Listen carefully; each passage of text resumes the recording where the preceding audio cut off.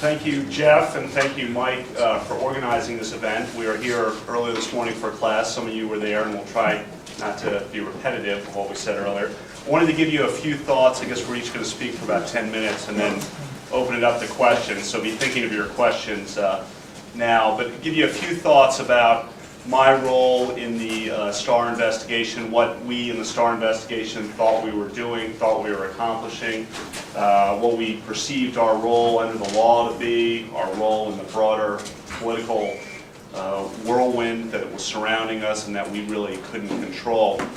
As Mike said, I started with Ken Starr in the Solicitor General's office back when he was a revered and respected legal figure and going to be the next Chief Justice of the United States, which really was the case. And as of 1994, he was clearly in position. He was almost nominated for Justice Souter's seat. In fact, Justice Souter says he has Ken Starr's seat.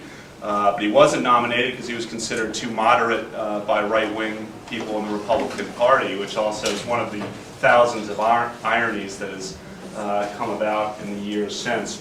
When I started with him in 1994, I was coming off my clerkship, and I met with him, and he told me, we have the investigation in Arkansas, there's allegations of bank fraud against the McDougalls and Jim Guy Tucker, with some allegations of wrongdoing in Washington, but should be done 6 to 12 months. And that was in August of 1994. What happened is we got more and more jurisdiction over the years, over the travel office matter, over the FBI files matter, and then really as the investigation was winding down, and but for Susan McDougal, another irony, it probably would have finished.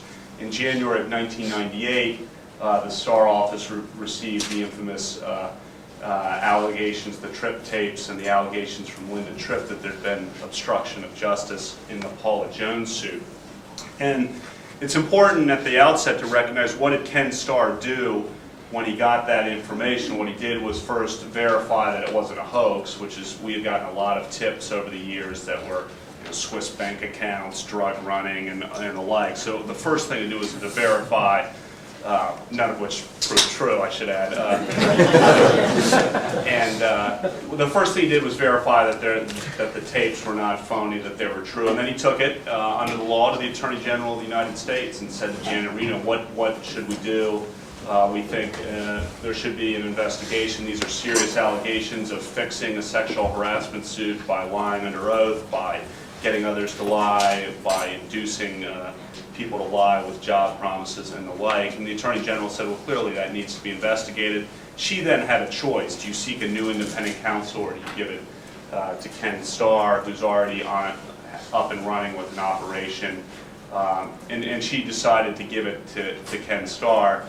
And I think right at the outset there's a problem there, in that by that point there had been 3 years of negative publicity, of attacks on Ken Starr that had really hurt his credibility with the public. And one of the things that I'm sure the others will talk about is, if an impeachment were ever going to result in the removal of a president, it really has to be consensus in the country. And that put the whole impeachment process, kind of shaped it from the beginning. The fact that Ken Starr was given the investigation, and I'm saying that as one who no one admires him more than I do, but and he said this himself, it really skewed how the public viewed the investigation from the get-go.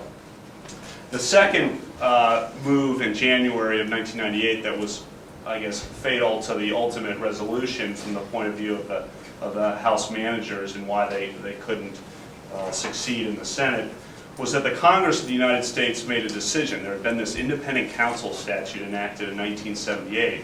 In the old days, if you had a serious allegation against the president, and there was a common understanding that the president could not be indicted while he was in office, the Congress of the United States would look into the allegation immediately and would get the facts. They can depose witnesses and find out the truth. Here, the Congress of the United States, no doubt recognizing that these allegations were not going to make anyone real popular who investigated them, which certainly proved to be true, decided, and I think an abdication of their constitutional duty, decided to defer looking at it until Ken Starr had done the full-scale investigation and until he had gathered all the facts. You know, in our office, do we think that was the right thing to do? Not necessarily, but what were we to do? We were operating under a statute, and we went about and gathered the facts. We decided, as we had done, and this wasn't new for the Lewinsky investigation, to do a thorough, very thorough job, and that's something Ken Starr is all about. He'd done a very thorough investigation of the Foster matter, of Whitewater, and he decided, we're going to do a very thorough investigation here. Of course, we then gathered all the evidence, the witnesses. Finally, after Bill Ginsburg was tossed aside, we were able to have a deal with Monica Lewinsky, got her testimony, subpoenaed the president, who came in and testified on August 17th of 1998. And after all that, submitted the report to Congress that we put together, which was really a compilation of all the evidence we had gathered. Now, one thing about the report, I should say, is, or one thing about the investigation and then about the report, it's the same theme. More problems, PR problems for our office that I think affected how people viewed this. During the investigation, we were probably 20 lawyers, prosecutors from all over the country, people who had extensive federal criminal law experience. The idea was conduct this investigation like every other. You subpoena a lot of witnesses, you find out the truth fast, you subpoena documents from every source possible. Very aggressive. The problem was, this wasn't just any criminal investigation, and some people, I think a lot of people, were turned off by the aggressiveness, the perceived aggressiveness of the investigation. It was nothing unethical, nothing out of the ordinary for a federal criminal investigation. It's what these guys and women in our office do every day, who are prosecutors, subpoenaing people. But people didn't like to see, some of the subpoenas that were issued to the bookstore, the Secret Service, and the like, even if they were proper ethically.